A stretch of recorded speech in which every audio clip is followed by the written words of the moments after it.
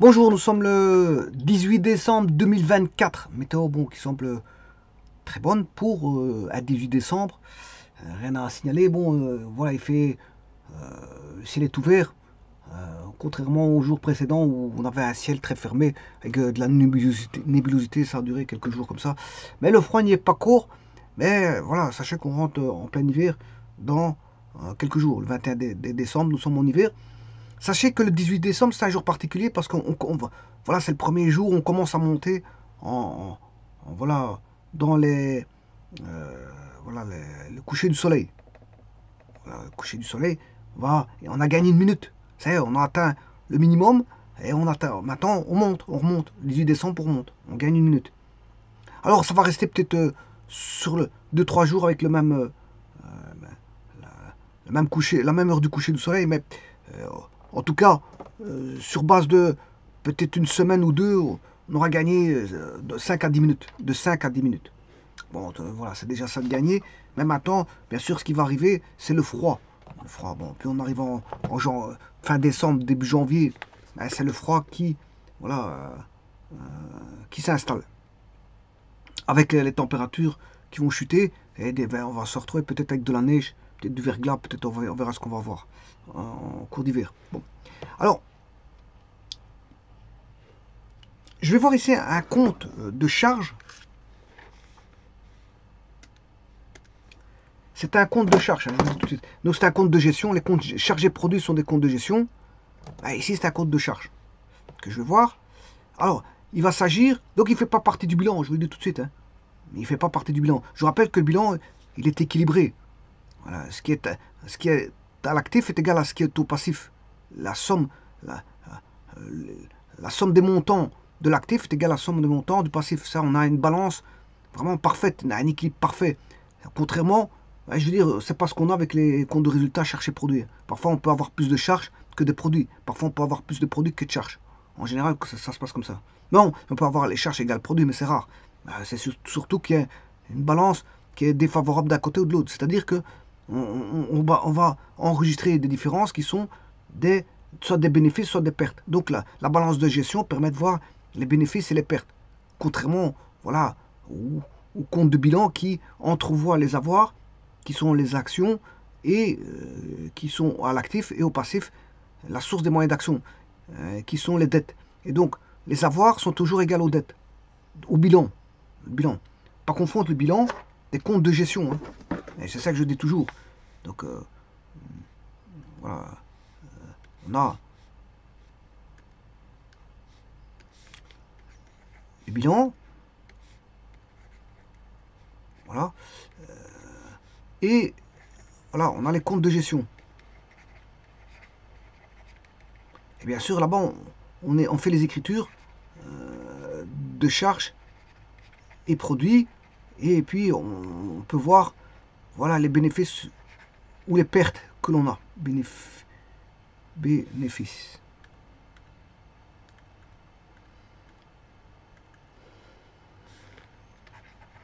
Bénéfices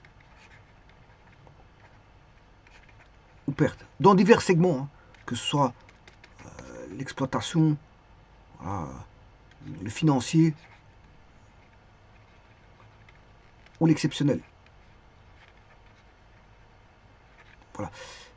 On peut voir ça. Et alors on peut voir les bénéfices de l'exercice courant avant impôt, tralala, grâce au compte de gestion. Alors ces deux-ci, justement, ça constitue les comptes de gestion. Et alors là, on peut avoir une balance défavorable, voire favorable. Là, on a plus de charges que de produits. On a plus de charges, ça c'est défavorable, que de produits. Donc là, on fait des pertes là. C'est des pertes en rouge. Pour dire que bon, c'est critique pour une société. Voilà. Alors on peut avoir le contraire. On peut avoir, voilà, ça c'est très positif pour la société. C'est très positif. Donc je vais le mettre en bleu ou vert. Bleu ou vert, peu importe. Vert, ça veut dire que c'est positif. Voilà, on va dire ça comme ça, soit c'est rouge, soit c'est vert. Bon, on trouve rarement les charges égales au produit. Bon, c'est vraiment... Ça, on peut avoir ça, mais c'est rare. Alors, le bilan, quant au bilan, lui, on a les avoirs, qui est l'actif, et les dettes, qui est le passif. Et là, on a toujours une balance, voilà, équilibrée. Hein. Il y a toujours un équilibre. C'est pour ça que je vous dis, ne pas confondre le bilan des comptes de gestion. Il ne faut pas confondre les deux. Alors, là, dans le bilan, les comptes de gestion, ici on va vous retrouver, on va retrouver les comptes, voilà, beaucoup de comptes, hein, voilà, la classe 2, voilà, dans le bilan on va retrouver classe 2, classe 3, classe 4, classe 5, voilà, classe 5, 2, 3, 4, 5, et alors, dans les comptes de gestion, on va retrouver la classe 6 et 7. Voilà, il ne faut pas tout confondre non plus. Et alors ici, je vais voir un compte de charge bien particulier qui est fortement utilisé. C'est pour ça que je vais le voir. Il est fortement utilisé. Voilà, parce que c'est quelque chose de tous les jours. Alors, minimiser les charges, c'est bien. Minimiser les charges, c'est bien. Ben, je prends un petit exemple. Hein. Je veux dire de cours que tout le monde connaît au sein même d'une famille.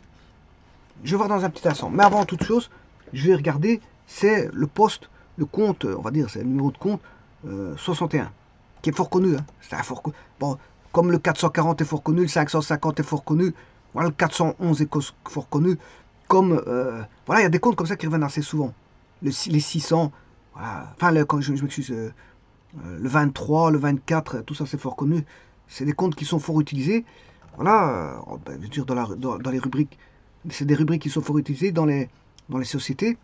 Mais ce poste-là, je peux vous dire que vous le retrouvez même au sein des familles, au quotidien. Donc c'est le poste de charge, service et biens divers. Alors, bien sûr, c'est un compte, c'est un compte de charge. Qui dit charge, ben, vous devez savoir le gérer pour éviter d'avoir trop de charges.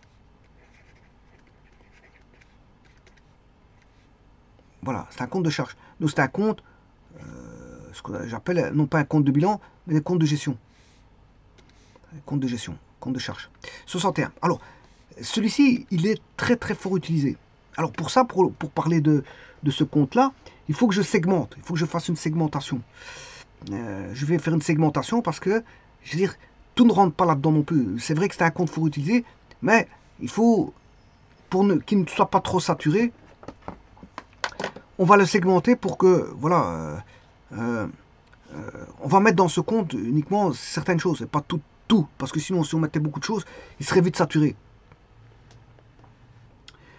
Alors, bon, alors tout d'abord, je vais aller chercher les comptes 61 de la classe, enfin c'est la classe 6, dans le PCMN. Je vous rappelle que j'ai un PCMN de 2002, mais ça, c'est pas trop important.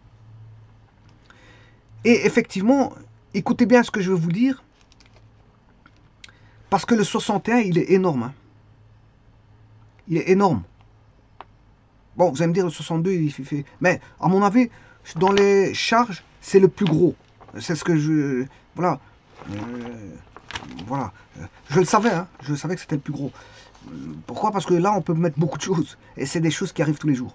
Bon, alors, je vais quand même le lire. Hein. 61, service et biens divers.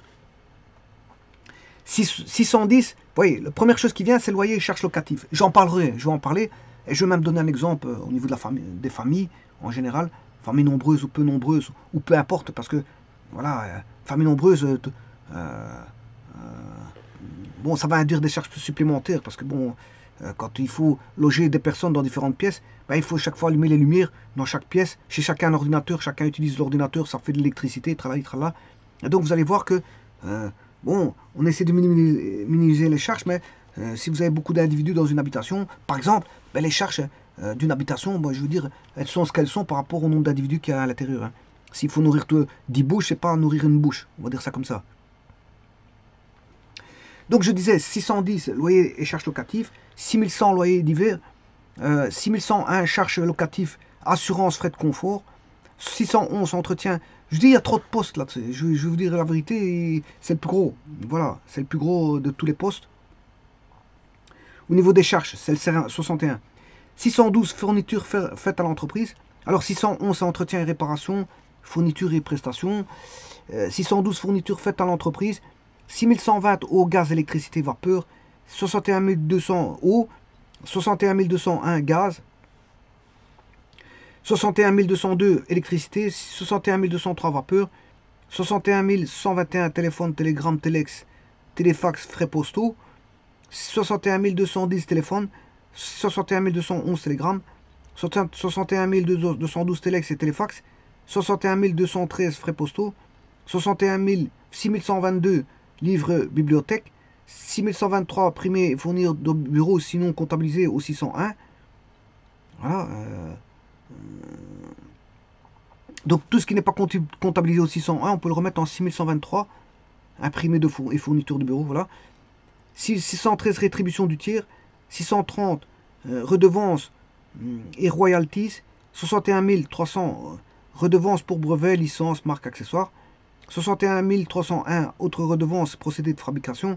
6131 assurance non relative au personnel. 61 310 assurance incendie. 61 311 assurance vol. 61 312 assurance auto. 61 313 assurance crédit. 61 314 assurance frais généraux. 6132 divers. Alors, 61 320 commission au tiers. 61 321 honoraires d'avocat, d'experts, etc. 61 322 cotisations au groupement professionnel. 61 323 dons libéralité. Je m'excuse. 61 325 publications légales. 6133 transport et déplacement. 61 330 transport de personnel. 61 331 voyage, déplacement, représentation. Donc c'est là qu'on met ça dans service bien divers. Hein. Voilà, voyage, déplacement, représentation. 6134 personnel intérimaire. 614 annonces, publicité, propagande et documentation, pourquoi pas. Propagande, on peut faire de la propagande, voilà. 6140 annonces et insertion. 6141 catalogue et imprimé. 6142 échantillons. Voilà, ce sont des petits échantillons pour les foires, etc. Alors, 6143 foires et expositions, justement. Voilà. 6144 primes. 6145 cadeaux à la clientèle. On peut faire des clients dehors, mais il faut l'inscrire ici dans le service bien divers. 6146 missions et réceptions. 6147 documentation. 615 sous-traitants. 6150 sous-traitants pour activité propre. 6151 sous-traitants d'associations momentanées, coparticipants. 6152 codes-parts bénéficiaires des coparticipants. 61 700 personnel intérimaire et personnes mises à la disposition de l'entreprise.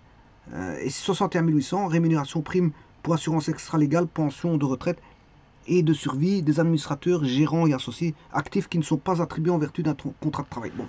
Vous voyez que c'est un grand poste. Hein.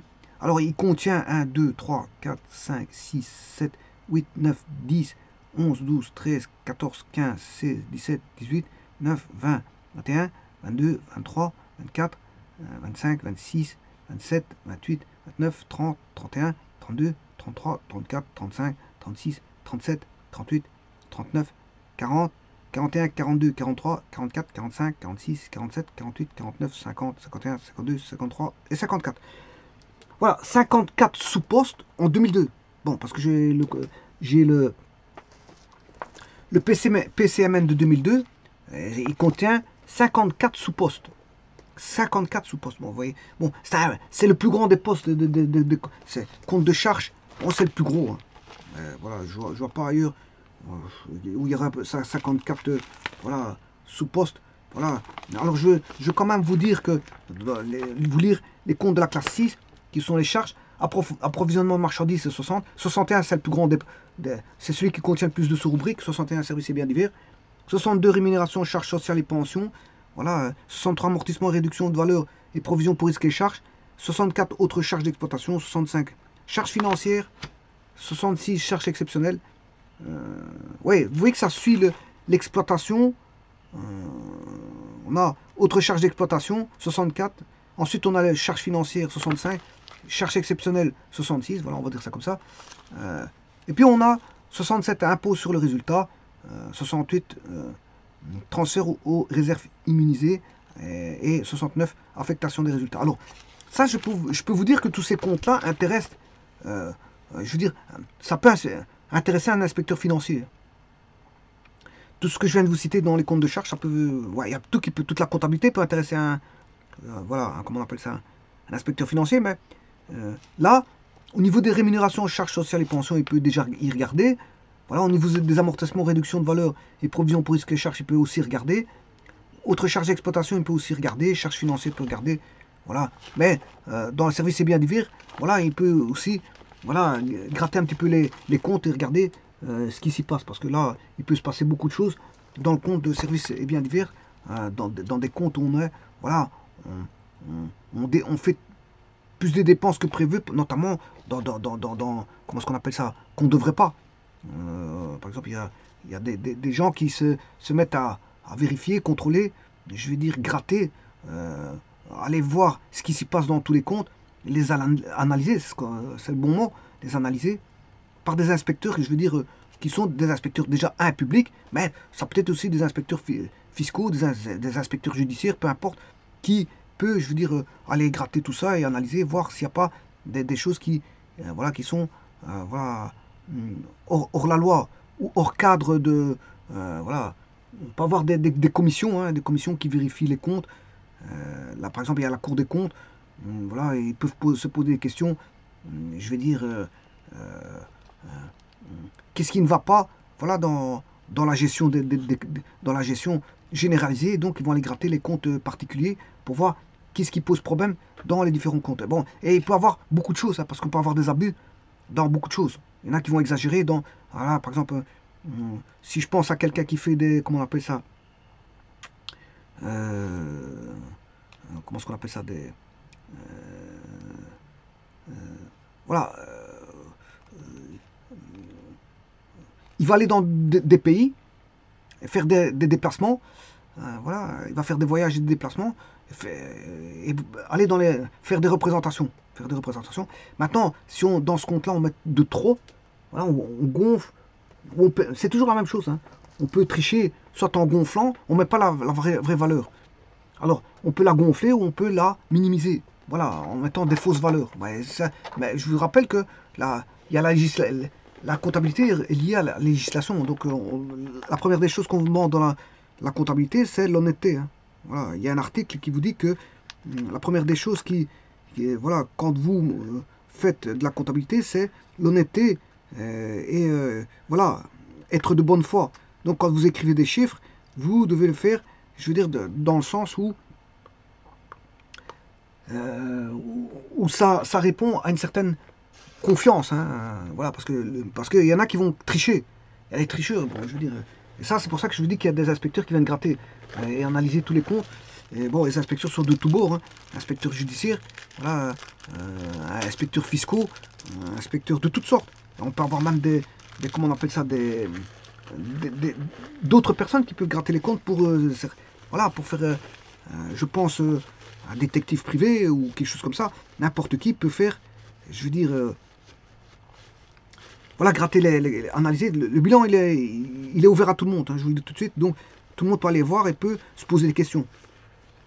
Tout le monde se pose des questions. Bon, maintenant, s'il y a je veux dire, une assise judiciaire, ben, ça peut ramener à bien sûr, à des condamnations, je veux dire, en cas de, voilà, si la personne si des personnes sont, on va dire, responsables de mauvais gestes au niveau, voilà, des écritures comptables, pour manipuler les chiffres, manipuler, c'est les gonfler ou les réduire à des quantités, je veux dire, de manière à pas faire entrevoir la justesse des valeurs, pour des raisons bien sûr illicites, hein.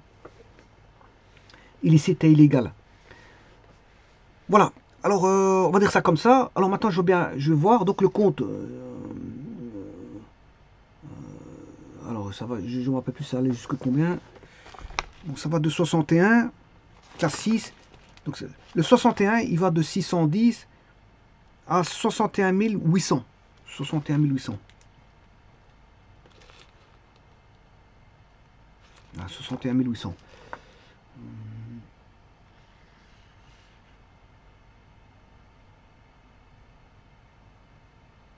Donc c'est 61 800.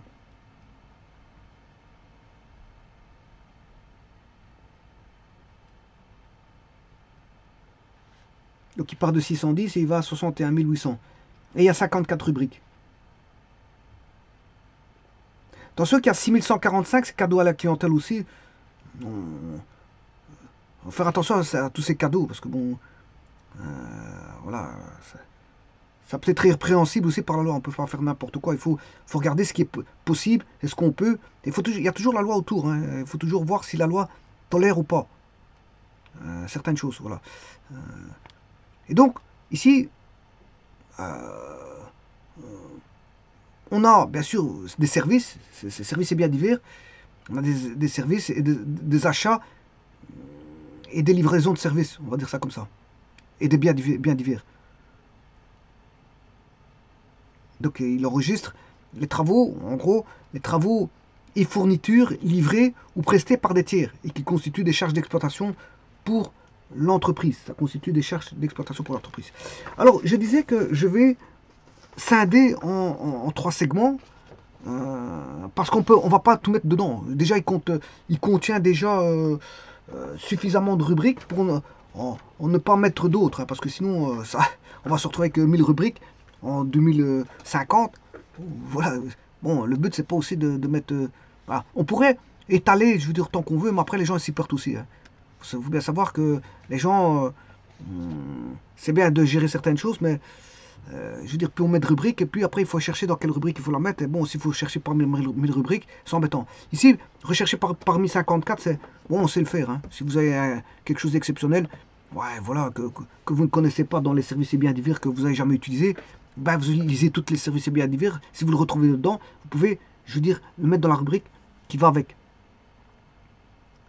Alors, on a, dans les achats de biens, ben, on distingue les biens durables des biens consommables. Alors, dans les consommables, il y a encore 2 types. Donc, on a les biens durables, on a les biens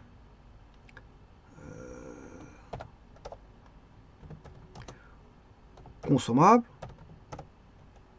Consommable, je ne sais pas si c'est un M ou 2 M, je ne me rappelle plus. Consommable, ouais, à mon avis c'est 2 M. Et il y a les biens, on va dire qu'on va utiliser directement ou immédiatement. Bien utilisé, on va dire immédiatement. Alors là, on pourrait déjà faire une distinction entre biens consommables et les biens utilisés immédiatement. Ouais, voilà. On pourrait faire une bonne distinction entre les deux. Bon. Les biens durables, ben, dans le cas d'achat de biens, donc on distingue ces trois biens-là, biens durables, biens consommables et biens utilisés immédiatement. Alors, dans les biens durables, bien sûr, ça va être du matériel. Tout ce qui est, on va dire, voilà, matériel durable, ça peut être du matériel, ça peut être du mobilier, etc. Bon, je vais mettre 3 petits points.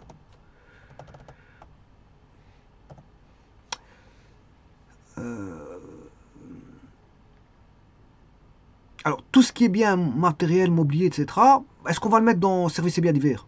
Mais bien sûr que non. Ça, vous savez très bien où est-ce qu'il faut mettre ça. Vous le savez très bien, parce que ça, j'ai déjà vu. On ne met pas ça dans services et biens divers. Donc, ces achats de biens, ce n'est pas considéré comme des charges. Elles ne sont pas considérées comme des charges. Donc, achat de matériel, achat de mobilier, etc.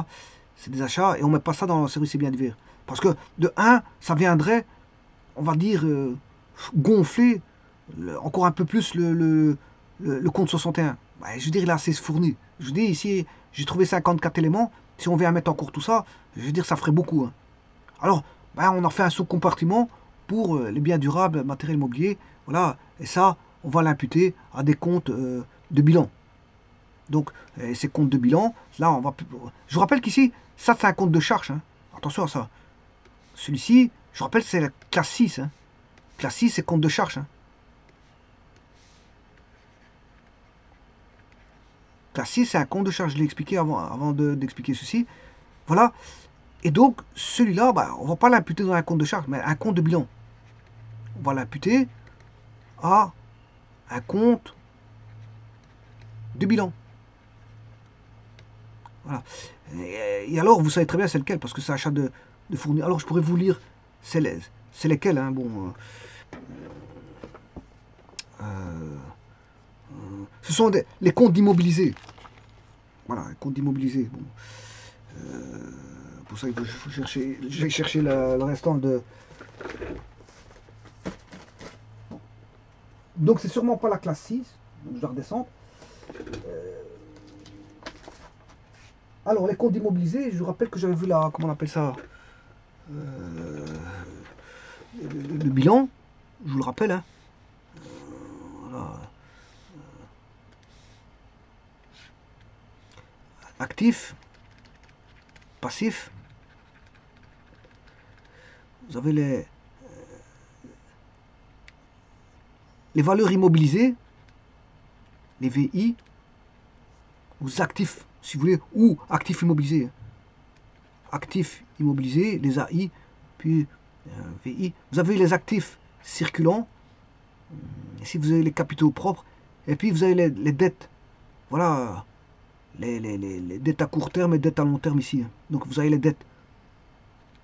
Les dettes qui sont là. Les dettes, elles sont là. Les dettes, voilà, à court terme, long terme. Donc le bilan, il est comme ça. Et donc, je rappelle que les actifs immobilisés, il faut aller dans la classe 2. Donc, je vais aller chercher la 2.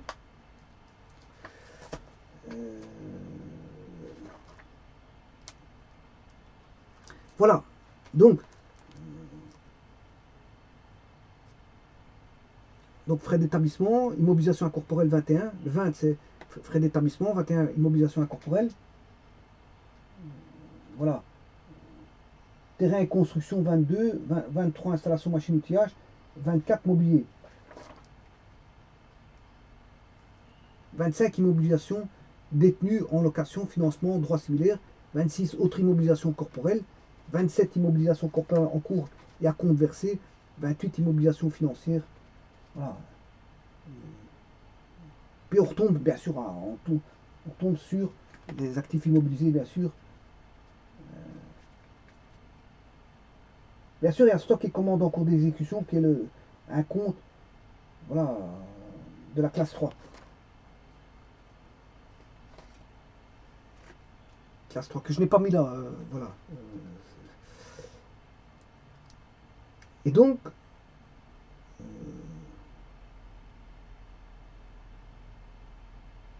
bon, et alors, voilà, donc on mettra dans achat de marchandises. Si vous achetez des biens, des biens, enfin, je m'excuse, ces achats de biens donc ne sont pas considérés comme des charges et sont imputés à des comptes de bilan, comme achat de marchandises par exemple, achat de marchandises, achat de mobilier, voilà, achat de, voilà, et alors dans le bilan un achat, je vais regarder combien ça, voilà.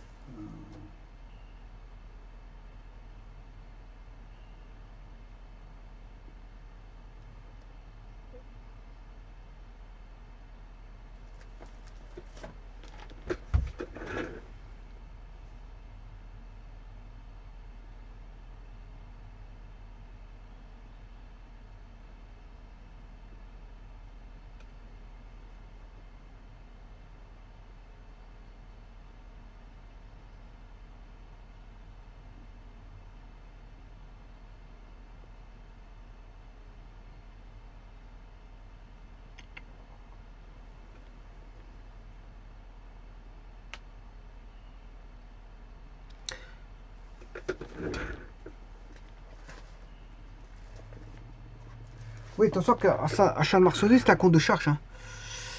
Achat de marchandises, c'est un compte de charge, c'est le 604. Achat de marchandises, c'est le 604. C'est un compte de charge.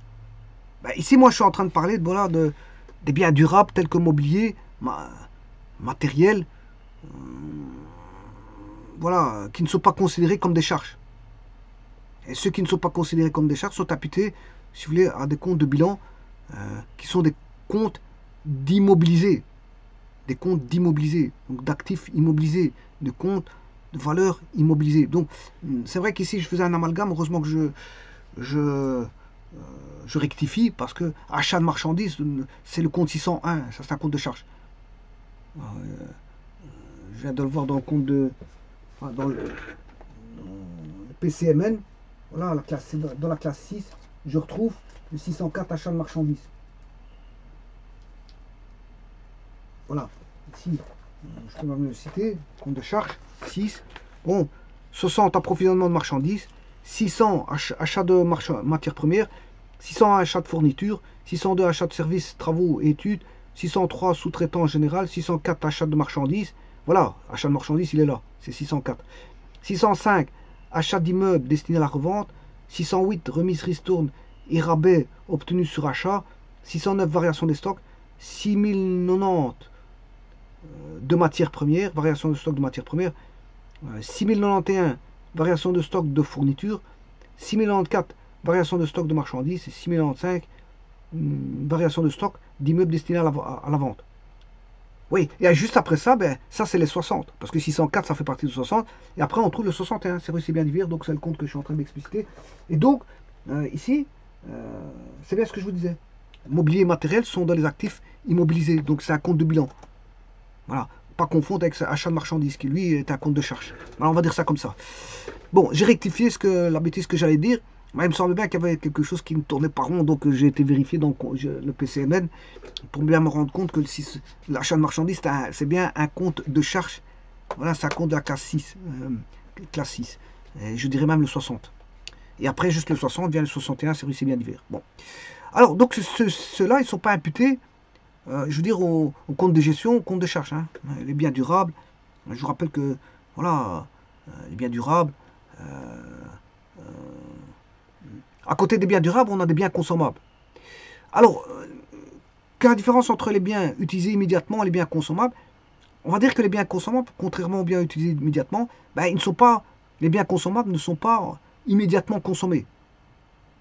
C'est-à-dire, en gros, ils peuvent être stockés, on va dire, pendant un certain temps. Alors, à quoi pense-t-on à ça? Ben, il suffit d'aller voir le compte 61, vous allez le voir. Vous allez retrouver du mazout, du papier, du mazout, voilà, c'est tout ce que vous pouvez, voilà, tout ce que vous pouvez consommer, que vous pouvez stocker, ben, pendant un certain temps, on va dire ça comme ça. Et donc, ces achats, ben, ils constituent une charge et bien sûr, ils sont imputés au compte achat de fourniture.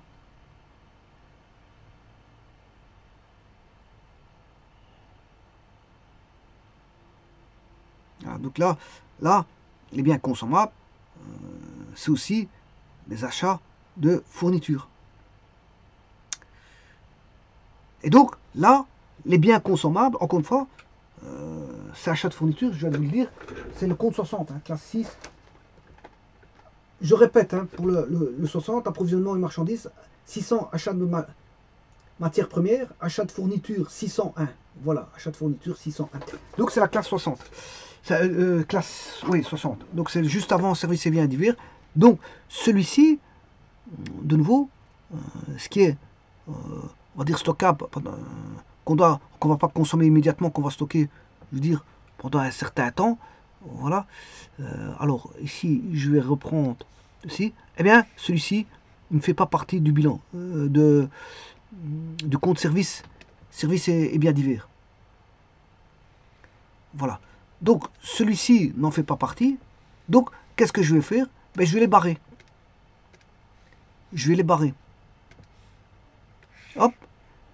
Il ne faut pas partie des services et biens divers. Donc, celui-là, il est imputé au compte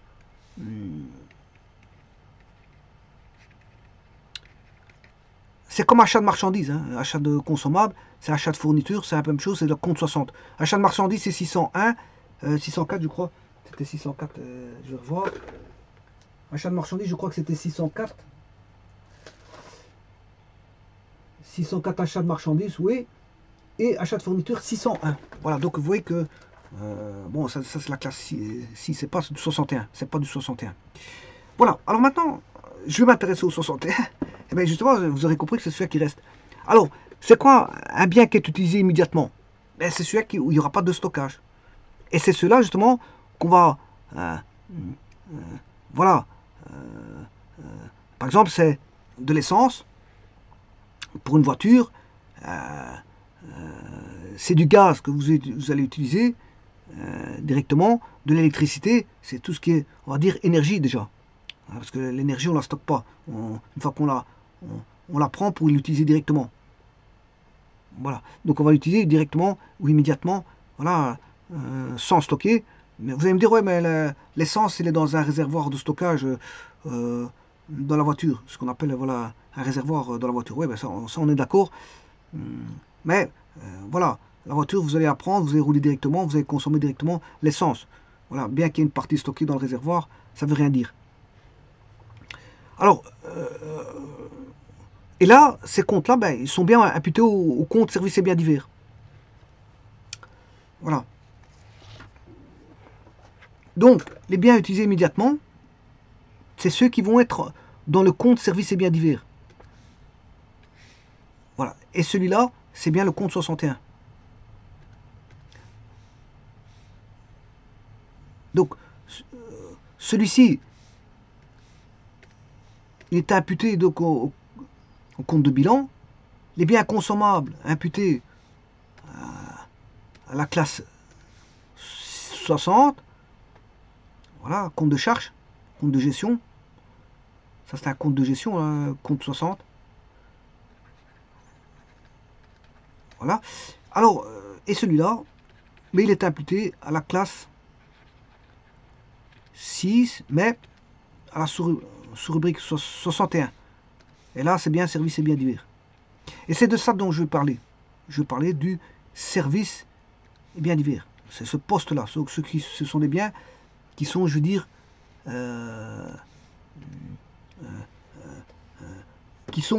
utilisables immédiatement. Utilisable immédiatement dans le sens, sous-entendu, sans stockage. Voilà, alors quand j'ai cité les 144 sous-rubriques de la classe 61,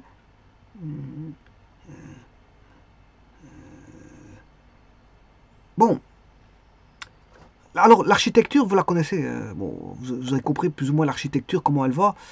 Alors je vais en prendre un, je vais prendre le compte 61.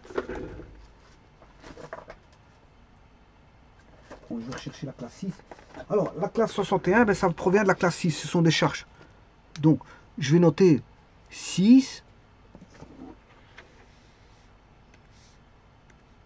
Alors, dans 6, vous avez 61, voilà, 62, 63, 64, 65, je ne sais pas jusqu'au combien ça va.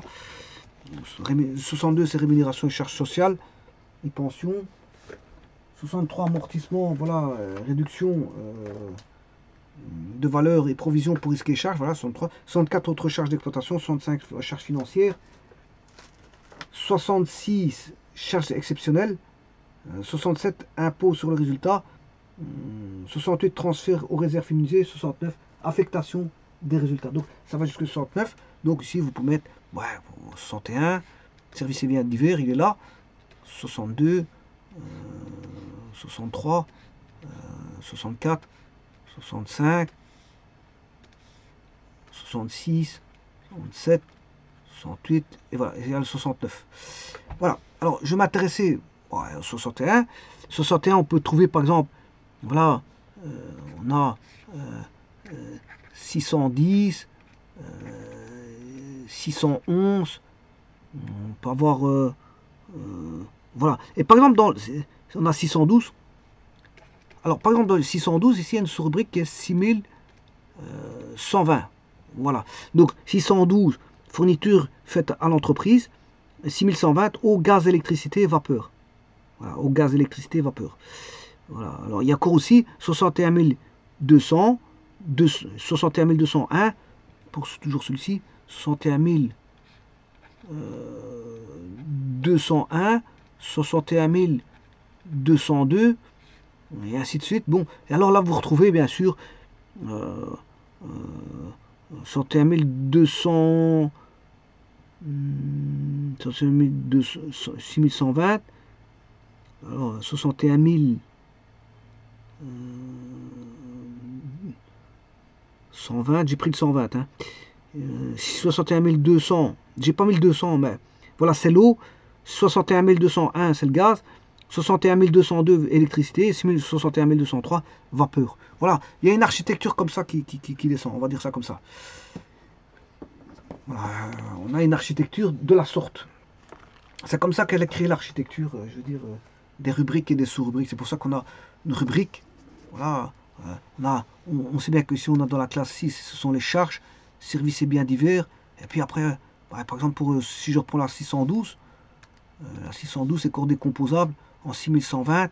Et 6120, les cours décomposables en 61 200, 61 200, voilà, 61 200, 201 et 202. Voilà, on va dire les cours. Ouais, c'est une subdivision comme ça, c'est une structure. La structure, elle est comme ça. C'est une architecture, voire architecture, voire des comptes. Architecture. Voilà, c'est une subdivision en fait. Hein. C'est une subdivision qui construit une structure, une architecture. Voilà. Alors c'est une structure, bien sûr, avec toutes ces valeurs sont des index, parce qu'elles sont uniques. Hein. On ne trouve pas 61 ailleurs. 61, ça veut servir à dire rien d'autre. Donc ce sont des index. Et grâce à un index, on sait aller rechercher la dénomination, voilà, du compte y afférent. Mais c'est organisé de manière logique, bien sûr. Hein. Je vous ai expliqué que dans le 61, qu'est-ce qu'on mettait? On mettait, je veux dire, des matières qui devaient être utilisées directement, des biens consommables. Et donc, quand c'est directement qu'il n'y a pas de stockage, qu'on l'utilise directement, mais c'est directement dans ce compte-là. Et donc, il faut penser à ce compte-là, 61. Alors, je vais mettre quelques exemples. Et comme je l'ai dit au départ, en intrafamilial, on retrouve ces charges-là. Hein. On retrouve ces charges-là en intrafamilial. Si vous faites une gestion, voilà, de votre habitation, de votre famille, voilà, on va retrouver tous ces consommables-là. Bon, par exemple, vous avez les loyers payés.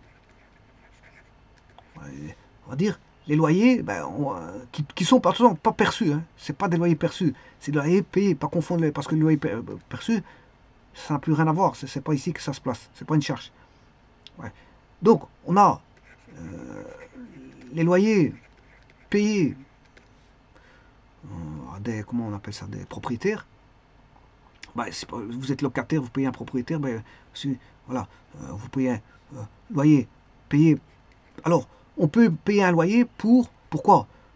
Pour un immeuble. Hein. Ouais, vous pouvez payer un loyer pour, on va dire, du matériel. Matériel en location, etc. etc. On peut louer du matériel. C'est possible aussi. Vous allez faire du jardinage, vous avez besoin de matériel pour faire votre jardin. Vous allez chercher, voilà, louer une machine pour travailler votre jardin. Si vous avez un jardin conséquent, vous allez chercher votre machine, ils vont vous la donner et vous l'utilisez. Voilà. Alors, si vous devez faire une réparation, bon, un paiement, on va dire, votre véhicule va à l'entretien, vous payez un entretien. Un entretien, bon, c'est courant. Hein. La voiture doit être entretenue tous les X milliers de kilomètres. Il y a le petit, le grand entretien. Voilà, il y a le petit entretien, le grand entretien. Et il faut faire attention à ça et avoir un œil sur les entretiens de votre véhicule. Parce qu'il faut remplacer quelques pièces à chaque fois. Ainsi que l'huile. Bon, parfois on remplace l'huile, parfois on remplace. On fait une vidange ou alors on remplace le filtre à huile, on remplace le filtre à air. on remplace le filtre à essence, filtre à mazout, voilà, on peut remplacer les bougies, on peut remplacer, voilà, on peut remplacer une courroie d'alternateur, voilà, une courroie Les courroies, ça se remplace, c'est normal, il y a un entretien, même dans les machines à laver, mais les gens le font rarement, que je veux dire, ils attendent que tant que tout va bien, ils utilisent, tant que tout va bien, ils utilisent leur machine à laver. Mais à un moment, les machines à laver doivent être entretenues parce qu'il y a une courroie, hein. Tout ce qui est système à courroie doit être entretenu. Il faut avoir une visibilité sur les courroies. Parce qu'une courroie, bon, je veux dire, quand elle casse, c'est tout qui casse, hein, c'est tout un moteur, hein. Il y a un choc énorme. Le moteur, il subit un choc énorme, hein. Tout d'un coup, il se met, alors qu'il était en fonctionnement, tout d'un coup, il se met à l'arrêt. Voilà, il y a tout qui casse. Bon, ça peut coûter cher, hein, alors que vous n'avez pas fait l'entretien comment on appelle ça, du moteur. Le moteur peut vous coûter de 3 à 4 3 et au-delà. 3 000 € et au-delà. Bon, c'est un petit moteur de rien de tout. Bon, de 1500. Bon, mais il y a des moteurs 2000, 3000, 4000, 5000, vous montez au-dessus, hein. Donc, quelqu'un qui casse une boîte de vitesse, si c'est une boîte de vitesse Tiptronic, ben, on peut monter très cher, hein. Si c'est une Mercedes avec une boîte de vitesse Tiptronic, je veux dire, on peut monter à des 10 000 €. Voilà, pour la boîte électronique. Donc, je veux dire, il y a des pièces, il faut faire attention, quand elles cassent, c'est un coût faramineux, hein. C'est un coût faramineux. Alors autant aller en entretien parce que quand ça casse, je prie de me croire que vous devrez aller faire un crédit pour acheter une nouvelle voiture ou pour voilà, réparer la voiture. Alors on fait bien sûr une analyse de savoir si ça vaut la peine de réparer la voiture. Mais si on perd sa voiture, c'est embêtant parce que si on vient de l'acheter et qu'elle est hors garantie au bout de 3-4 ans par exemple, supposons qu'au bout de 3-4 ans elle est hors garantie, vous venez de casser le moteur, ben, je veux dire c'est embêtant, hein. C'est embêtant parce que vous venez d'acheter le véhicule, elle n'a que 3 ans, 4 ans, voire 5 ans, et vous avez cassé le moteur. Parce que vous n'avez pas remplacé la courroie. Bon, c'est embêtant, hein. Très très embêtant. Bon, le problème de courroie cassée, c'est embêtant. Alors c'est pour ça que je vous dis qu'il faut entretenir les courroies d'alternateur, les courroies voilà, de distribution. C'est surtout la courroie de distribution que je vous parlais maintenant. Voilà, mais une courroie d'alternateur peut aussi casser. De toute façon, elle fait du bruit quand la courroie d'alternateur voilà, elle n'est pas bien mise ou qu'elle commence à s'effilocher. Je veux dire, voilà, là, il faut remplacer la courroie d'alternateur.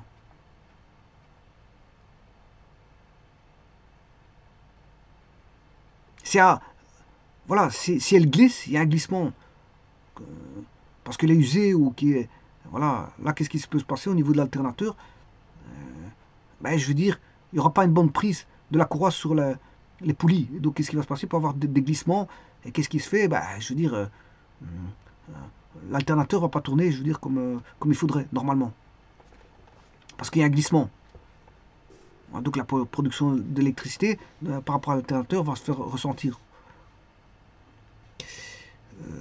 Donc, ici, on paye un entretien, voire une réparation. Et alors, comme dans les familles, on peut avoir ça, hein. Voilà, on peut payer un loyer. Bon, généralement, les gens, soit ils achètent, soit ils louent. Mais si c'est une location, les gens ils doivent payer la location tous les mois.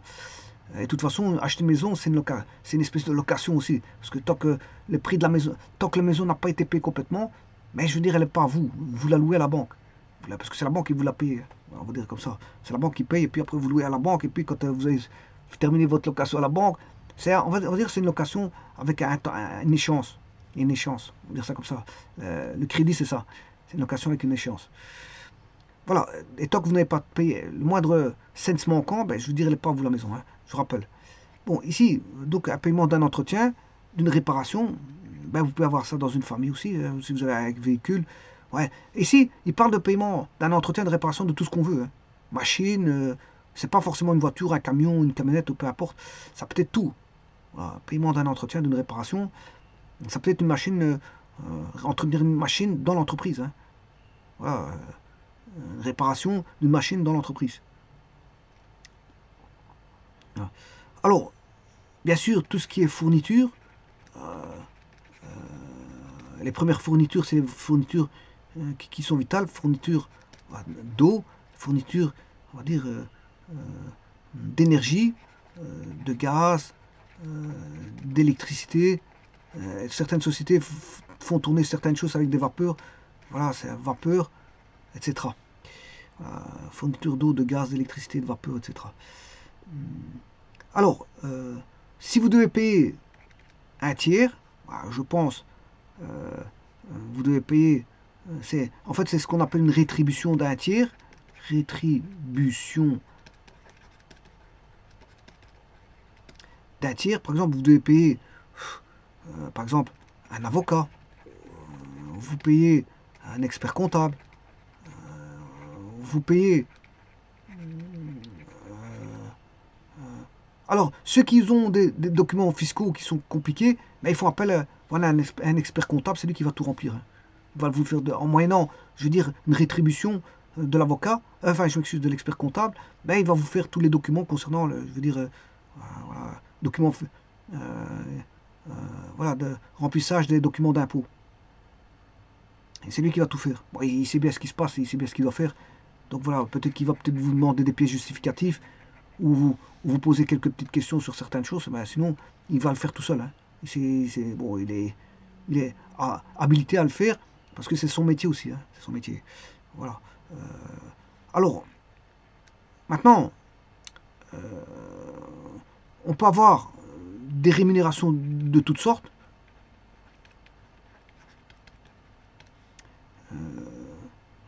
Alors, même si vous avez une rémunération non régulière, il faut la mettre. Bon, ça doit laisser une trace comptable, hein, voilà. Rémunération non régulière.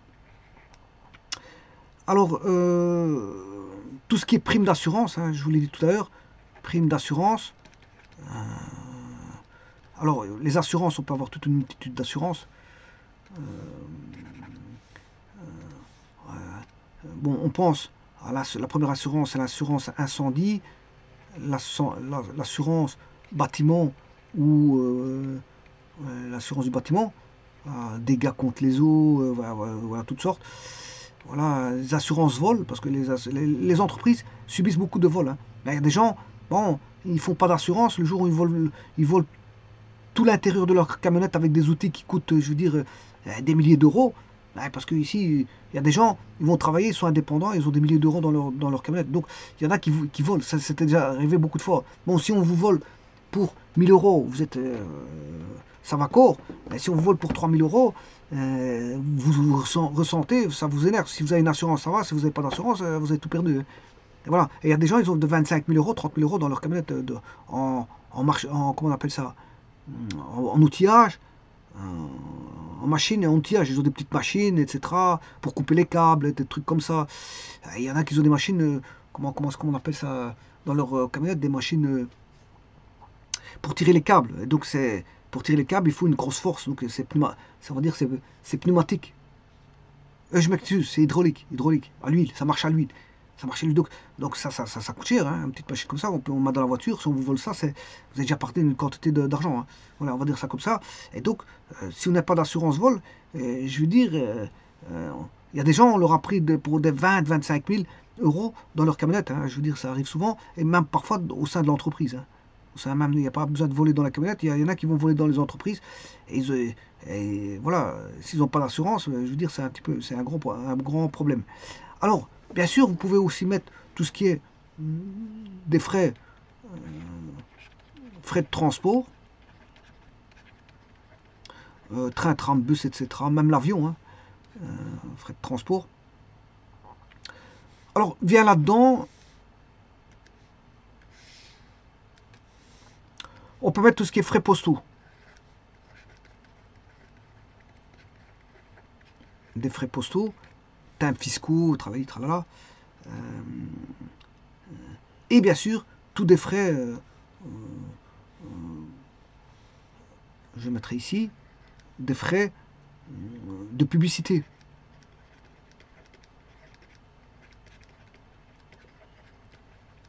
Publicité, propagande, comme je vous dis, hein, propagande, etc. Des frais de documentation, voilà. Documentation.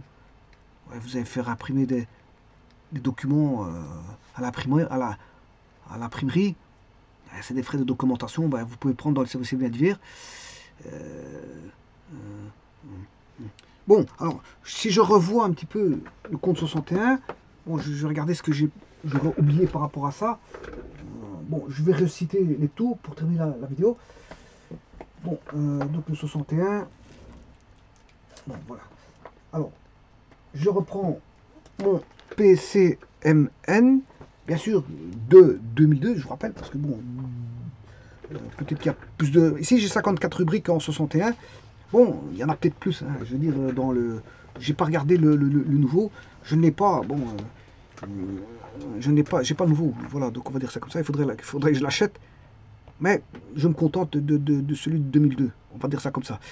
Alors, je vous rappelle, loyer et charges locatives, ça je l'ai mis, parce que c'est loyer payé pour un immeuble, pour du matériel, peu importe pour ce que c'est, la charge locative, on s'en fout. Alors, charges locatives, loyer et charges locatives, bon, ça c'est 610, hein. Ce qui veut dire qu'il y a une sous-rubrique de 610, c'est 6100 et 6101. Alors maintenant, dans 6100, vous allez mettre loyer divers. Ouais, tout ce qui est loyer divers, 6100. Et dans la sous-rubrique du 610, 6101, vous allez mettre charges locatives, assurance, frais de confort. On va dire ça comme ça. Puis après vient le 611, entretien et réparation, fourniture et prestations. Ça, je l'ai mis. En paiement d'un entretien et d'une réparation, je l'ai mis. Voilà, fourniture et prestations. Alors, 612, fournitures faites à l'entreprise. Bon, c'est des fournitures tout court. Voilà. Alors, là-dedans, il y a 612. Je vous rappelle qu'il y a 6120, une sous-rubrique du 612, 6120. Alors, là, vous allez voir, dans les fournitures faites à l'entreprise, c'est eau, gaz, électricité, vapeur. Voilà, ça, c'est 6120. Alors, dans le 6120, on peut décomposer en 61200, 61201, 61202 et 61203. Et vous aurez compris que 61200, c'est eau, 61201, gaz, 61202, électricité, 61203, vapeur. Donc vous mettez dans le bon endroit qu'il faut par rapport aux fournitures faites à l'entreprise en ce qui concerne l'eau, gaz, électricité, vapeur. Vous mettez soit dans la rubrique eau, soit gaz, soit électricité, soit vapeur. Alors maintenant, en 612, fournitures faites à l'entreprise, je vais aider, c'est 612. 612. 612, j'ai une sous-rubrique 6121, téléphone, télégramme, téléx, téléfax et frais postaux. Oui, frais postaux ici, ça va là-dedans. Téléphone, télégramme. Bon, mais de toute façon, il y a des sous-rubriques à ça, puisque ça, c'est la rubrique qui est tout au-dessus. Voilà. Mais à mon avis, il va se diviser. Oui, effectivement, il se divise parce que 6121 va se donner 61210 téléphones. Voilà. 6121 téléphone, télégramme, téléx, téléfax, frais postaux va se décomposer en 61211 télégrammes, 61212 téléx et téléfax et 61213 frais postaux. Donc, voilà. Alors, vous avez toujours dans le 612 fournitures faites à l'entreprise, on a un, je vous ai cité le 6120, voilà, 6121 et 6122. Ici, 6122, c'est livre bibliothèque. 6123, imprimé et fourniture de bureau, sinon comptabilisé au 601. Voilà, tout ce qui n'est pas, voilà, imprimé et fourniture de bureau. Alors, qui va avec le 612, hein. Voilà, c'est 6123. Ensuite, vous avez 613, rétribution de tiers, je l'ai mis. Et là-dedans, ben, on a 6130, redevances et royalties. Bon, c'est un sous-groupe de 613. Et vous avez redevances et royalties se décomposent en 61 300, redevances pour brevets, licences, marques, accessoires. Voilà, et 61 301, autres redevances, procédés de fabrication. Voilà. Alors, toujours le 613, rétribution de tiers, va se décomposer en 6130 redevances et royalties et 6131 assurance non relative au personnel. Assurance non relative au personnel. C'est-à-dire 61 310 assurance incendie, 61 311 assurance vol, 61 312 assurance auto, 61 313 assurance crédit et 61 314 assurance frais généraux. Alors 6132 qui va avec le 613, rétribution de tiers, voilà, c'est divers.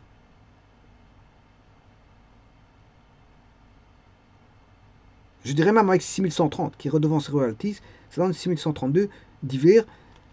Et puis, dans divers 6132, ben, on a 61 320 commission au tiers, 61 321 honoraires d'avocat d'experts, etc. 61 322 cotisations groupement professionnel. Voilà, 61 323 dons libéralité. Dons, c'est D-O-N-S, hein, voilà, c'est des dons qu'on fait. Voilà. 61 324 frais de contentieux. Voilà, 61 325 publications légales. Et puis, bon, on passe au 6133. Alors, je rappelle que 6132, si je remonte, c'était 6130 redevances et royalties, 6132 divers, alors qu'ils se doivent composer en 61 320, 61 321, 322, 61 322, 61 323, 61 324 et 61 325. Vient ensuite le 6133, transport et déplacement, qui fait partie, bien sûr, de 613. Alors 613, c'est rétribution de tiers, je vous rappelle. Voilà. Et alors, dans 6133, on a 61 330, transport de personnel, et 61 331, voyage, déplacement, représentation. Et ensuite, bon, dans le 613, on a aussi 6134, personnel intérimaire, et puis on passe au 614, annonce, publicité, propagande et documentation. Et là, 6140 qui appartient au 614, annonce et insertion. 6141 qui appartient au 614, catalogue et imprimé. 6142 qui sont les échantillons qui fait partie du 614. 6143 foire d'exposition qui fait partie du 614. 6144 ce sont les primes qui fait partie du 614. 6145 cadeaux à la clientèle, voilà, et 6146 mission et réception, 6147 documentation, et après on passe, tout ça, ça fait partie du 614, et puis on passe au 615 sous-traitant, et là dans le sous-traitant on a 6150 sous-traitants pour activité propre, 6151 sous-traitants d'associations momentanées, coparticipants, 6152 codes par bénéficiaire des coparticipants, et puis on repasse à un 617, parce que la numérotation ici, le problème, elle a été triée. Ah non, je m'excuse, j'ai rien dit. J'ai rien dit. Alors ici, le 61 700 fait partie du 617 que je dois remonter pour aller chercher le 617. Où est le 617 617, j'ai 614, 615. Bon, ben voilà, c'est le 617, c'est lui, puisque ça fait 617 00. C'est 617. Personnel intérimaire et personnes mises à la disposition de l'entreprise. Hein, personnel intérimaire et personnes mises à la disposition de l'entreprise. Voilà. 61 800, rémunération prime pour assurance extra-légale, pension de retraite et de survie des administrateurs, gérants et associés, actifs qui ne sont pas attribués en vertu d'un contrat de travail. Et donc, dans le poste 6000, 61 800, on le retrouve, c'est un poste fiscal aussi. Hein. Là, il y a beaucoup de choses qui sont des postes fiscaux ici, mais rémunération prime pour assurance extra-légale, bon, on retrouve ça dans le remplissage des documents fiscaux, les impôts. Quand vous devez remplir les impôts, vous retrouvez ça. Rémunération, prime pour assurance extra-légale, pension de retraite et de survie, voilà, des administrateurs, gérants et associés, actifs qui ne sont pas attribués en vertu d'un contrat de travail. Ça intéresse les impôts, ça, je vais vous dire. Bon, tout ça pour vous dire quoi? Bon, que tous ces frais-là, services et biens divers, on les retrouve dans les habitations. Hein, voilà, celui qui a une famille, bah, il peut gérer, je veux dire, ça en mettant dans un compte services et biens divers, voilà, les fournitures, voilà, fourniture d'eau, fourniture d'eau, de gaz électrique. Alors je vous rappelle qu'on a un compteur d'eau, on sait voir ce qu'on consomme en eau, au travers du compteur d'eau, donc ce qui est fourni en eau, puisqu'on a un compteur d'eau.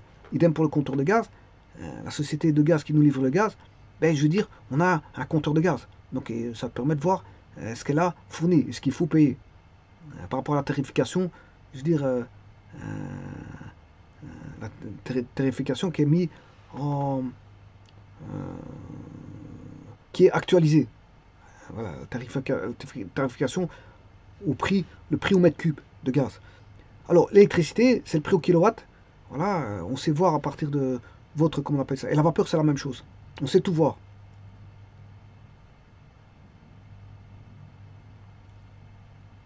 Alors, maintenant, vous allez me dire, ouais, mais vapeur, qu'est-ce que c'est? Je veux dire, ici, je peux vous dire que Bon, avant, il y avait à un moment donné, il y avait des usines, bah, quand il y avait des hauts fourneaux, il y avait les gaz de hauts fourneaux. Les gaz de hauts fourneaux, bah, on les jetait pas forcément à l'air libre, hein. Voilà, les gaz de hauts fourneaux pouvaient être utilisés, bon, pour être envoyés dans des tuyères, enfin des tuyaux, je m'excuse, des tuyaux, pas des tuyaux, dans des tuyaux à des kilomètres pour pouvoir faire tourner une centrale.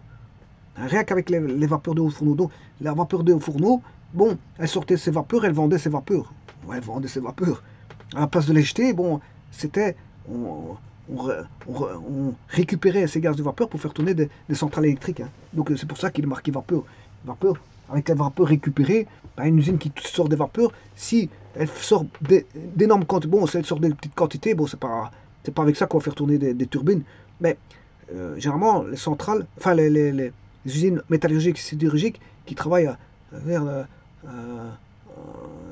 avec des hauts fourneaux, mais les vapeurs peuvent être recyclées.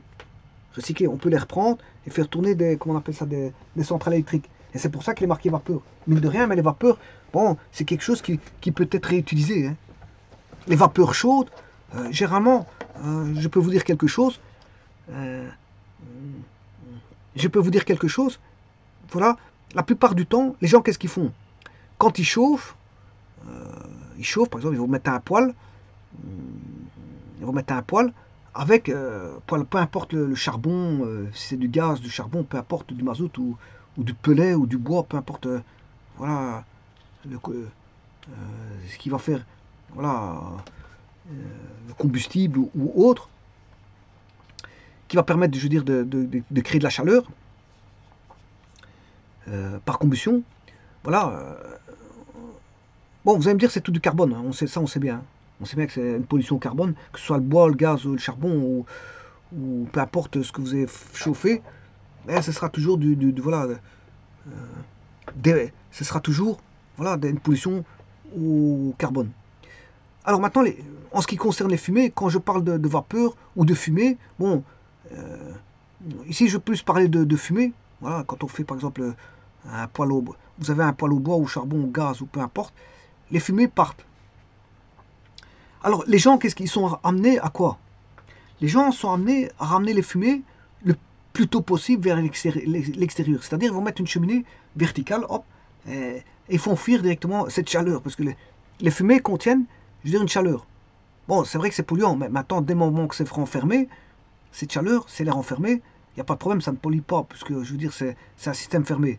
Elle pollue dès le moment où ça commence à sortir, c'est-à-dire par le haut de la cheminée. Maintenant, logiquement, si quelque chose d'intéressant, c'est de reprendre ces fumées et de les faire parcourir la maison. Pour ne pas l'acheter directement et pour que ces fumées, bien sûr, en encastré, hein. Vous mettez une cheminée, voilà, encastrée. Voilà. Maintenant, peut-être qu'il faudrait pulser, je veux dire, parce que si vous mettez euh, peut-être qu'il y aurait un problème d'échappatoire ouais, c'est vrai qu'il faut un tirage, hein. Il faut un tirage. Mais on pourrait étudier la chose pour qu'il y ait tirage et que, je veux dire, un tirage voilà, des fumées correct, tout en parcourant, je veux dire, euh, voilà, l'habitation. Euh, bon, on pourrait trouver un moyen, hein, de pulser les fumées, qu'elles circulent, ces fumées circulent, voilà, par voilà, non pas par un jet direct, mais voilà, par un parcours qui ferait que on chauffe un maximum des parties euh, de la maison avec une cheminée. Bah, la cheminée serait plus longue, fatalement. À la construction, on aurait une cheminée beaucoup plus longue, de facto. On aurait une cheminée beaucoup plus longue parce qu'elle parcourait un peu plus la maison plutôt qu'en verticale. Elle parcourt un petit peu plus la maison, mais on gagnerait, je veux dire, de la chaleur. Elle chaufferait un petit peu plus, soit des murs, des sols, ou peu importe ce qu'on pourrait voilà, chauffer. Mais avec les fumées, on pourrait faire des choses. Mais pour ça, il faut bien sûr qu'il y ait une bonne circulation des fumées, hein, une bonne pulsation, et il faut penser à ça. Il faut penser aussi à cette pulsation des fumées et les renvoyer vers l'extérieur, bien sûr, hein. Le but, c'est voilà, c'est bien de faire chauffer la maison, je veux dire, par un stratagème, c'est-à-dire en ne ramenant pas directement les fumées vers l'extérieur, mais en faisant un petit parcours, histoire de chauffer un peu plus l'habitation grâce à ces fumées, parce que les fumées elles restent chaudes. Euh, elles restent chaudes, hein, je veux dire, voilà, jusqu'à un certain niveau. Bon, il y a un gradient de température qui va se faire, elles sont chaudes, puis plus en moins chaudes, et puis elles sont plus froides à un moment donné. Voilà. Euh, mais c'est pas de les rejeter directement. Et donc c'est pour ça que je vous dis que les vapeurs de haut fourneau étaient utilisées pour beaucoup de choses. Alors que, bon, les vapeurs étaient fort chaudes, elles parcouraient beaucoup de kilomètres. Hein. Voilà, les vapeurs de haut fourneau parcouraient beaucoup de kilomètres pour aller vers la centrale. Hein. Voilà, ils pouvaient faire beaucoup de kilomètres, donc il y avait une conservation de cette chaleur, de cette vapeur. Cette vapeur fort chaude, je veux dire, était conservée. On avait bien sûr un gradient de température mais il y avait à mon avis, c'était isolé. Hein. Bon, ils isolaient les tuyauteries pour, je veux dire, essayer d'avoir, voilà, conserver les vapeurs avec une température, je veux dire, avec un très faible gradient de température, des chutes de température très faibles, grâce à une isolation. Et à mon avis, ils faisaient ça dans les tuyauteries. Mais en tout cas, ils renvoyaient à des kilomètres de la vapeur. Cette vapeur est utilisée à bon escient pour des machines motrices telles que turbines, et donc turbines, alternateurs et donc fourniture d'électricité.